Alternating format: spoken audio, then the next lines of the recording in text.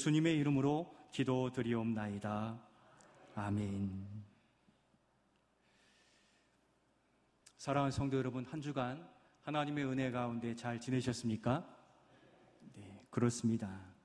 게다가 저 강원도에까지 비를 내려주시니 우리 하나님께서 곳곳에 관심을 가지시고 돌보시고 일으켜주시는 하나님이신데, 하나님은 우리의 기도를 들으신 줄로 믿습니다. 우리 오늘 동민 형제가 나왔는데 강원도에 비 좀 내렸습니까? 내렸다고 합니다. 강원도에 살고 있어요, 부부가. 저수율이 약 40% 정도까지 이제 채워져 있다고 하는데, 여기서는 감히 상상할 수 없을 만큼의 가뭄의 시련이 있었던 것 같습니다. 그 소식을 비를 내려주시고 또 채워주신 은혜가 참 너무도 감사했습니다.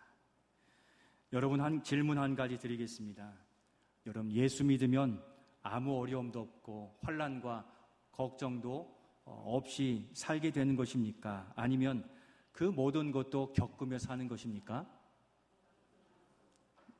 겪어보셨나 보죠? 겪으며 살게 되죠.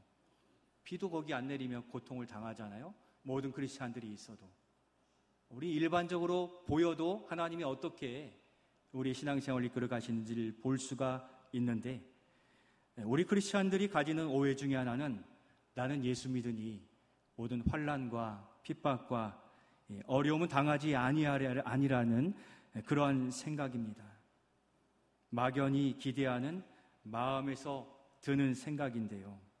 이에 대해 오늘 말씀에서 그 답을 찾을 수가 있습니다.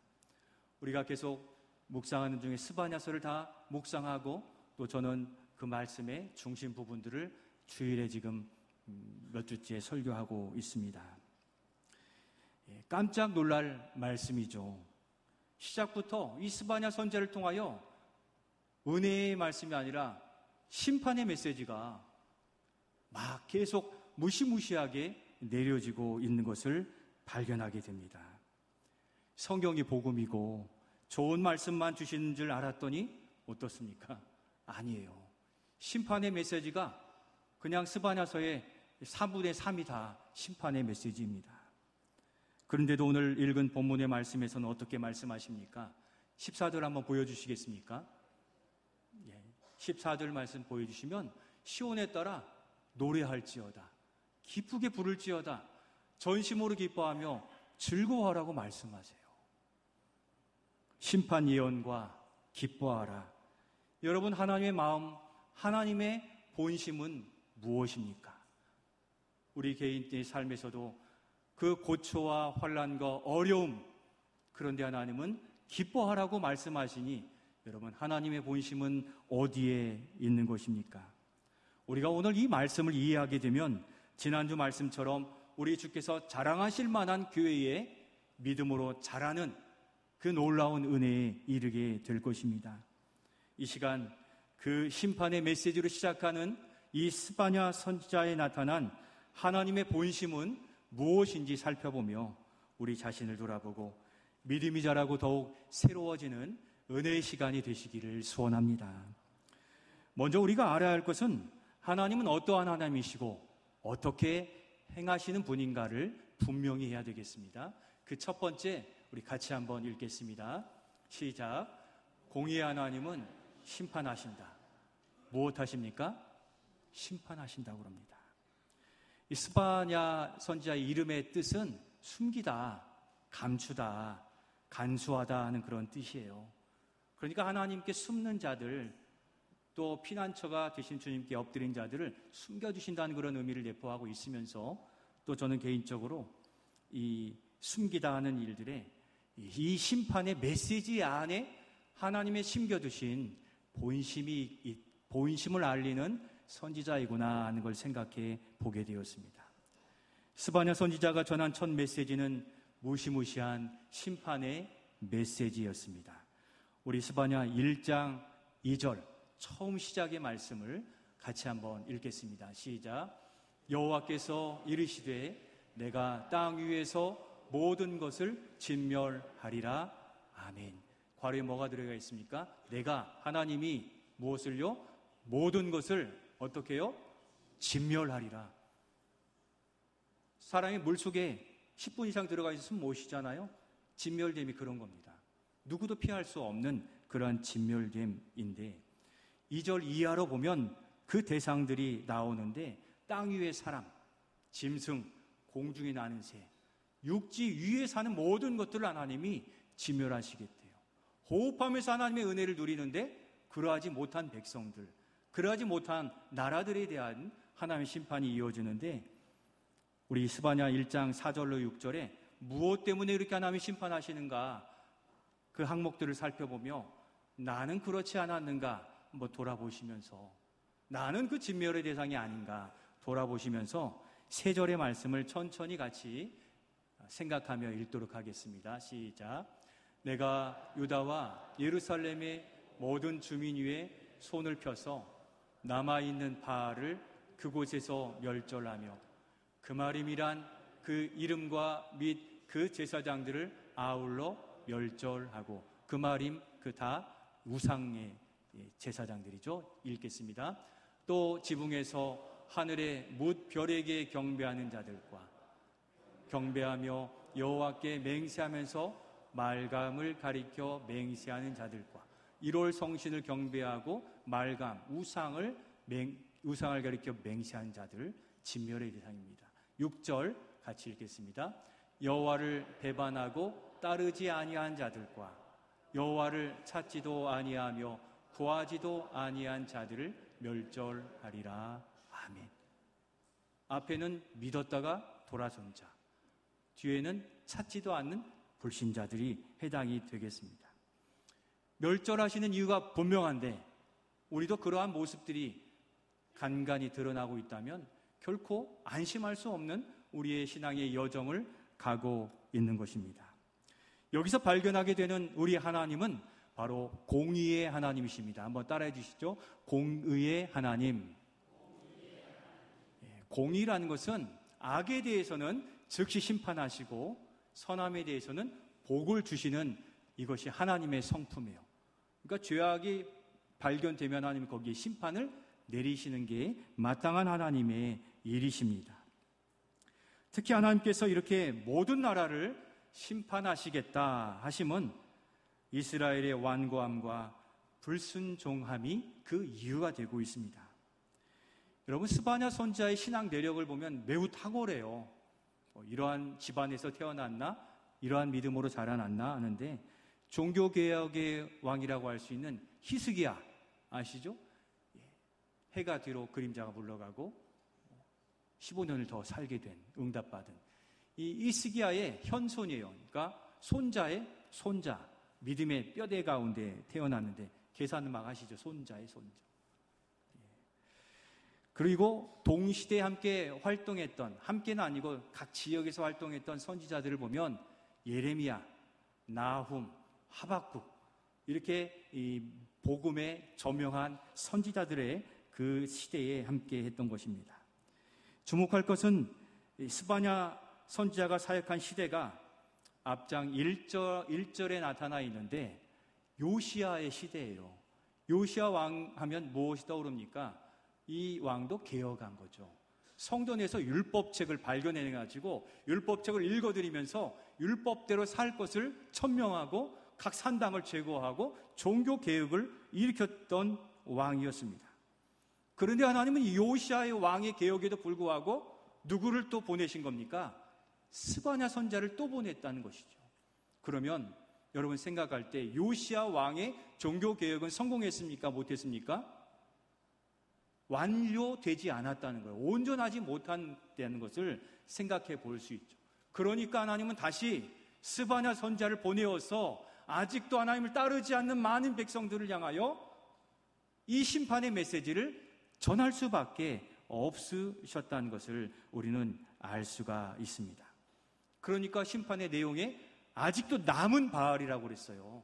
요시야 왕이 전국에 칙령을 내려서 모든 신상을 다 물리치라라고 했는데 남아 있었던 거죠. 그 말은 뭡니까? 백성들이 왕의 말, 하나의 말씀을 듣지 않은 거예요. 몰래 자기에게 숨겨두고 몰래 창고에 가두어 두어서 그 우상들을 가지고 있었던 완악하고 완고하고 불순종한 자기 생각을 가진 그러한 모습으로 여전했다는 것을 밝혀 드러내주고 있습니다. 하나님의 백성이 이스라엘이 돌이키지 않았어요. 어찌 보면 우리는 매주일 말씀이 선포되는데 우리의 변화는 없고 더 악해지는 모습, 또 세상의 모습이 드러나고 있다면 여러분, 이것은 스바냐 시대 그 백성들을 향한 말씀이 아니라 오늘 우리 자신을 향한 메시지로 받아들이실 수 있기를 소원합니다. 변화가 없는 신앙, 그대로 자기 중심적 신앙생활에 머물러서 세상 방법과 세상과 수단, 세상 우상을 고집하고 있다면 바로 동일한 것입니다. 이 믿음의 사람 야곱의 그 아내를 얻었잖아요. 그 라헬이 그 고향을 떠나면서 그 자기 집 그 이불 밑에 숨겨두었던 가족신을 가지고 갑니다. 무엇이었죠? 드라빔이에요.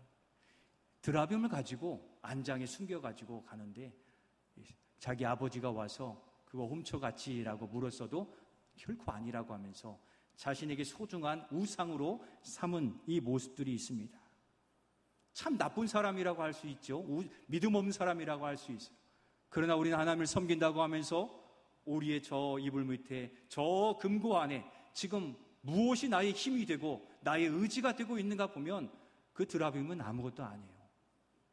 금덩이, 돈덩이, 명예덩이, 모든 덩이들이 어찌 보면 하나님보다 그것을 의지하면서 그것이 비워지면 눈물나게 하나님을 찾는 그런 엉뚱한 모습이 우리에게 있다면 우리도 심판의 진노의 대상이 될 수 있다는 겁니다. 그렇게 공의한 하나님은 이 모든 것에 심판을 내리심이 마땅하신 하나님을 기억한다면 우리는 이 시간 두려운 마음이 들어야 돼요. 예배를 시작하는데 제 마음이 무겁더라고요. 두려운 마음도 들었어요. 저 자신이 주님 앞에 설 수 있는 자격이 있는가? 신앙적으로, 도덕적으로, 또 일상의 생활에 하나님 앞에 흠없는 그러한 자로 설 수 있는가 하면 저도 그렇게 장담할 수 없는 그런 마음이 무거움을 안게 되었습니다. 하나님의 말씀이 주시는 대로 받으시기를 바라요. 때로는 하나님이 책망하실 수도 있고 무겁게 하실 수도 있어요. 복음이 기쁜 소식인데 늘 기쁘고 늘 행복한 그러한 이 모습으로만 드러나는 것이 아니라 복음은 여러 모양으로 우리의 가장 필요한 영양소가 되는 것으로 우리에게 말씀해 주시는 겁니다. 우리 모두가 예수님을 믿는 일에 우리의 말과 행실에 마음과 생각에 주의를 다하실 수 있기를 소원합니다. 하나님이 사랑이시니 그냥 지나가리라 하는 그 듣기 좋은 말에 쉽게 빠질 수 있는데 우리는 우리가 행한 행위에 대하여 책임을 질 각오를 가지고 신앙생활을 해야 되는 것입니다. 두 번째로, 그러면 왜 이렇게 하나님은 모든 나라에 대하여 심판하시겠다고 하셨습니까? 여기 하나님의 본심이 나타나는데 두 번째, 우리 같이 한번 읽겠습니다. 하나님의 본심은 무엇입니까? 그 첫 번째는 이것입니다. 한번 같이 읽겠습니다. 넘겨주시죠. 기회를 주시기 위해서입니다. 1장과 2장에서 하나님께서는 모든 나라들을, 모든 육지 생물들을 다 심판하시겠다고 하셨는데 3장 이후로는 이제 이스라엘 너희들마저 심판할 거야 라고 말씀하십니다. 하나님의 본심은 무엇입니까? 3장 7절에서 읽을 수 있는데 3장 7절 말씀 같이 읽겠습니다. 내가 이르기를 너는 오직 나를 경외하고 교훈을 받으라. 그리하면 내가 형벌을 내 의로 정하기는 하였지만 너의 거처가 끊어지지 아니하리라 하였으나 그들이 부지런히 그들의 모든 행위를 더럽게 하였느니라. 아멘. 너희는 나를 경외하고 교훈을 받으라고 말씀하세요. 하나님의 본심은 이스라엘 백성이 여러 나라들의 심판을 보고 무엇을 깨달으면 좋겠다는 것입니까? 그것을 바라보고 그 심판이 이제는 다음 차례가 이스라엘 너희들이니 심판이 이르기 전에 돌아오라는 것이죠. 기회를 주신다는 것을 깨달으라는 것입니다. 바로 그것이 주님이 주시는 교훈인 거예요. 그런데 그것은 안 보고 결과만 보는 거예요. 심판이 내리고 아프고 어려울 것만 바라보니 우리의 잘못된 것은 보지 못하고 오직 살 길만 찾는데 그 살 길은 여러분, 소돔과 고모라에서 탈출했던 롯의 가족, 돌아보아서 돌기둥이 되었던 그 사람은 누구였습니까? 롯의 아내였습니다. 오늘 우리는 뒤돌아볼 일이 아니라 내 자신을 돌아보고 주님 앞에 이제는 내 차례가 아닌가 두렵고 떨리는 마음으로 우리의 신앙을 온전히 만들어 가시기를 소원합니다. 이 지혜가 우리에게 있어지기를 소원합니다. 이 믿음의 눈이 우리에게 열려지기를 소원합니다. 생각과 깨달음이 아니라 손과 발로 돌이키는 행함 있는 믿음이 될 수 있기를 축복합니다. 하나님의 본심이 바로 2장 1절과 2절에 드러나지고 있습니다. 2장 1절과 2절 말씀 같이 읽겠습니다. 어떻게 하라고 합니까? 수치를 모르는 백성아, 모일지어다, 모일지어다. 명령이 시행되어 날이 겨같이 지나기 전, 여호와의 진노가 너희에게 내리기 전, 여호와의 분노의 날이 너희에게 이르기 전에 그리할지어다. 아멘. 오늘 모이라고 말씀하신 복된 주일에 주님 앞에 선 우리들이 행복한 사람인 줄로 믿습니다. 왜 그렇습니까? 우리에게 임박한 심판의 진노가 있어요. 각각의 개인의 삶에 형벌이 있을지 모르는데 그 이르기 전 그 지혜를 얻어 돌이킬 기회를 우리가 얻었으니 우리가 가장 행복한 사람인 것을, 또 우리를 그렇게 불러주신 것에 감사하며 돌이키는 지혜로운 우리가 되기를 소원합니다. 그렇지 않으면 장차 모압이 소돔과 같이 될 것이고, 또 암몬은 고모라가 될 것이 되고 영원히 황폐하게 되리라고 주님은 경고하고 계십니다. 그게 이스라엘에 대한 기회를 주심 하나님의 본심, 사랑하시기 때문입니다. 끝까지 오히려 하나님이 오히려 기다리시고 계시고 돌아올 것을 기다리고 계신 그것이 은혜인 것입니다. 사랑하는 성도 여러분, 하나님은 우리의 아버지가 되시어서 우리가 세상에 빠지고 죄악의 늪에 빠져 헤어나오지 못하기를 원치 않으시는 겁니다. 그래서 주변을 통하여, 또 나의 가족을 통하여, 말씀을 통하여, 교회를 통하여, 나아가 우리 자신에게 직접적인 경고를 주실 때 있기 때문에 많이 아프고 힘이 들 수 있습니다. 그때 우리 주님 앞으로 모이시기를 바랍니다. 주님의 사인을 외면하지 마시고 즉시 주님께 자비를 구하시는, 돌이켜 하나님의 은총과 회복의 은혜를 누리시는 우리 모두가 되실 수 있기를 소원합니다. 또 한 가지 하나님의 본심은 이것입니다. 두 번째 같이 읽겠습니다. 시작. 여호와를 찾으며 따르는 남은 자들이 되라. 따르고 남은 자들이 되라고 합니다. 온 세상이 심판받는 불구덩 위에서 살 길을 보이시는데 바로 하나님께 피하라. 이것이 하나님의 본심인데 2장 3절 말씀을 한 번 더 읽겠습니다. 2장 3절입니다. 여호와의 규례를 지키는 세상의 모든 겸손한 자들아, 너희는 여호와를 찾으며 공의와 겸손을 구하라. 너희가 혹시 여호와의 분노의 날에 숨김을 받으리라. 아멘. 세상이 하나님을 따르지 않고 또 헌신하지 않는 그때에도 하나님을 찾고 따르는 그 남은 자들이 있음을 하나님은 눈여겨보고 계셨다는 겁니다.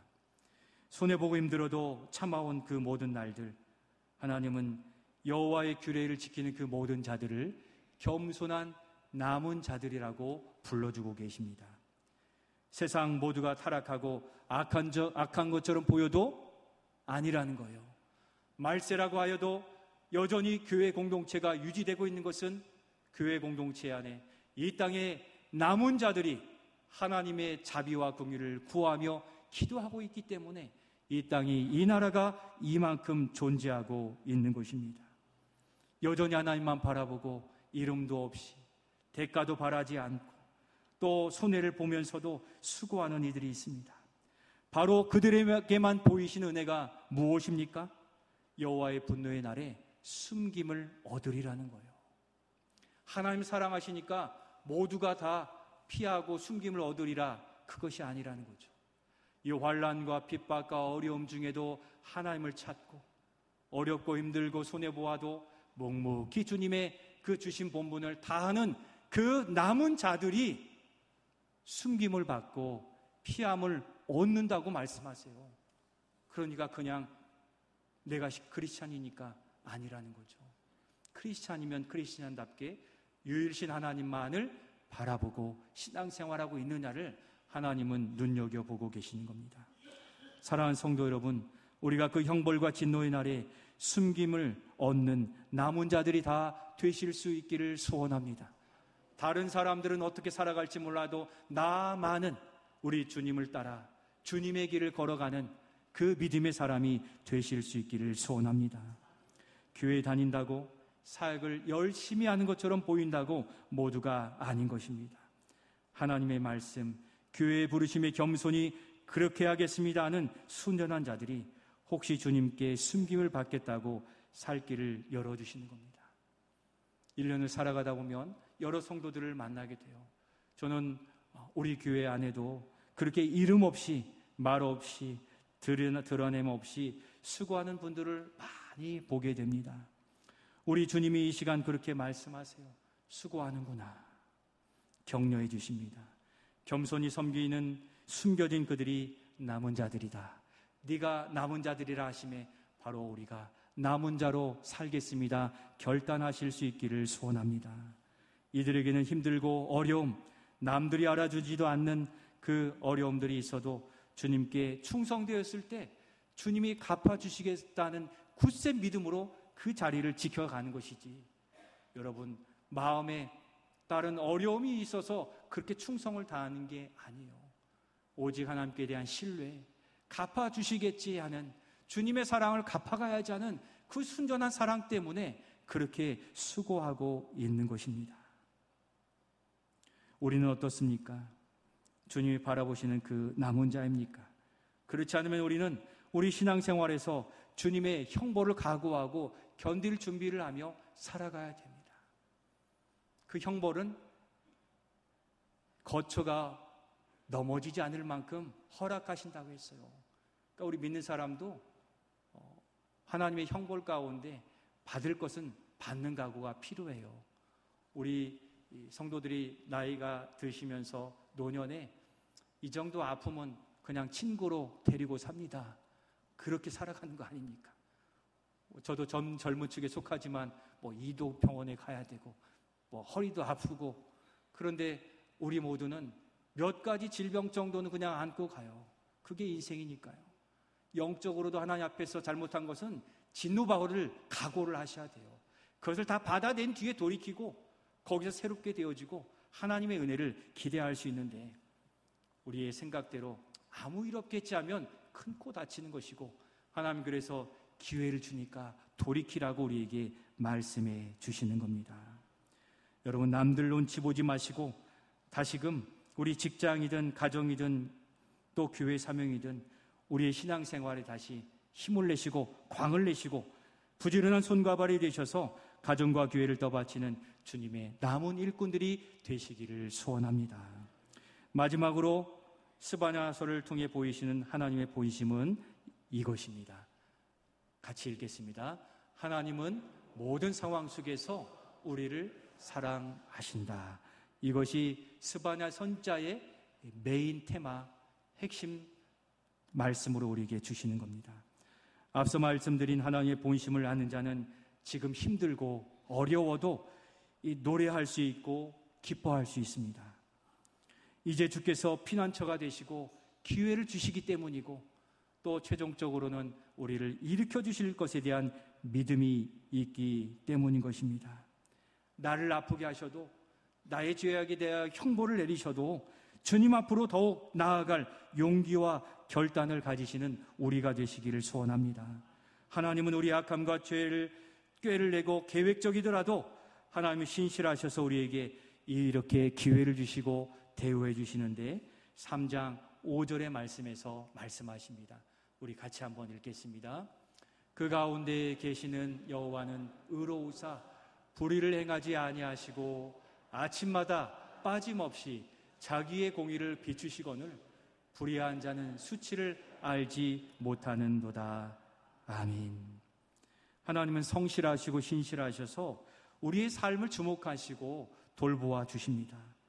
여러분, 말씀처럼 아침마다 빠짐없이, 여러분, 이게 쉬운 겁니까? 우리 어머니들이 아침마다 밥 지어주시는 게 쉬운 겁니까? 결코 쉽지 않은, 어찌 보면 이 세상에 가장 어려운 노동 중에 하나가 아침잠 못 자고 일어나서 밥 짓는 거 아니겠습니까? 누가 우리에게 아침마다 매일같이 관심을 가지고 죽도 쑤어주시고 또 스파게티, 피자, 배지밀, 뉴케어 챙겨주시겠습니까? 우리가 관심 갖지 않아서 그렇지 우리 주님은 날마다 우리에게 꼭 필요한 영양분들을 공급해 주시는 하나님이시라고 말씀하시기에 그 주님이 정말 차려주시는지 일찍 일어나 눈을 부릅뜨고 바라보시고 그 주시는 영양분의 음식 마시고 하루를 살아가시기를 바랍니다. 일찍이 다윗은 그렇게 내 원수의 목전에서 그 밥상을 차려주신다고 고백해서 그는 주님 때문에 평생을 은혜 안에 살 수 있었던 것입니다. 그래서 새벽을 깨워 새벽 기도하신 분들이 하나님의 인도하심이 좋아서요. 날마다 인도함 받고 싶은 거죠. 날마다 말씀 묵상하신 분들이 하나님께서 상을 차려주심을 알기 때문입니다. 우리는 한 끼만 하루만 굶어도 배고프다고 난리인데 영적으로 지금 영적 기근의 상태에 있는데 우리의 영적인 영혼은 지금 메말라 하나님의 은혜를 누리지 못하는 기근 상태인데도 불구하고 여전히 고집스러운 이방나라, 고집스러운 이스라엘처럼 저 세상의 것에 버티고 있는지 모르는 것입니다. 그러나 우리 하나님이 우리에게 보이시는 매일같이 아침마다 빠짐없이 끊임없이 찾아와 주심의 진짜 본심은 이것인데 왜 그렇게 찾아오셔서 공의를 베푸시고 우리에게 관심을 가지시는가? 하나님 마지막 하나님의 본심을 3장 17절에서 이렇게 보이십니다. 하나님이 우리에 대한 그 사랑을 고백 그대로 받기를 바라며 17절 말씀 같이 읽겠습니다. 너희 하나님 여호와가 너희 가운데 계시니 그는 구원을 베푸실 전능자이시라. 그가 너로 말미암아 기쁨을 이기지 못하시며 너를 잠잠히 사랑하시며 너로 말미암아 즐거이 부르며 기뻐하시리라 하리라. 아멘. 하나님이 우리에게 위대하고 큰 무언가 돈을 많이 벌어서 가져오는 것을 기대하시는 게 아니라 있는 그들의 모습으로 나와서 하나님의 구원을 노래하고 감사하고 찬송하는 그 자체를 하나님은 기대하고 계시는 겁니다. 오늘 예배를 한번 돌아보십시오. 오늘 찬양단의 찬양과 그 찬송의 시간, 신앙 고백의 시간, 찬양대 찬양의 시간, 말씀의 시간에 전심으로 응답하시고 전심으로 하나님께 찬송하셨습니까? 하나님 그것을 원하시는 것이지 우리 세상에 나가 어떤 명성을 찾는 그러한 모습이 아닌 거예요. 하나님 오늘 우리를 바라보시며 기쁨을 이기지 못할 정도로 우리를 사랑하신다고 말씀하십니다. 그러니까 이방을 치면서도 너희들이 빨리 돌아오기를 바란다는 아버지의 마음으로 우리를 바라보시는 그 하나님의 본심을 헤아리셔서 혹시라도 곁길로 벗어나 있더라면 다시 중심을 찾고 하나님이 우리의 전부를 채우시고 공급하시는 하나님이심을 믿고 그렇게 돌이키신 우리가 되시기를 소원합니다. 그때 19절 20절에 그때에 2번 반복하시면서 칭찬과 명성을 얻게 하시겠다. 20절 끝에서도 만민 가운데서 명성과 칭찬을 얻게 하시리라 여호와의 말이니라고 약속해 주셨기에 오늘 우리가 힘들고 때로는 죄악 가운데 형벌을 받고 있다 할지라도 우리를 사랑하시는 아버지의 마음을 헤아리셔서 주님께 돌이키고 주님을 더욱 사랑하며 믿음으로 살아가는 우리 모두가 되실 수 있기를 소원합니다. 말씀을 마치려 합니다. 여러분 오늘 말씀을 들으시며 마음에 두려움이 생기셨습니까? 은혜 받은 겁니다. 말씀을 들으시면서 위로와 사랑과 결단이 있으셨습니까? 은혜 받으신 겁니다. 그러나 두려움에만 머무르시면 안 되고 두려움을 넘어서서 사랑과 위로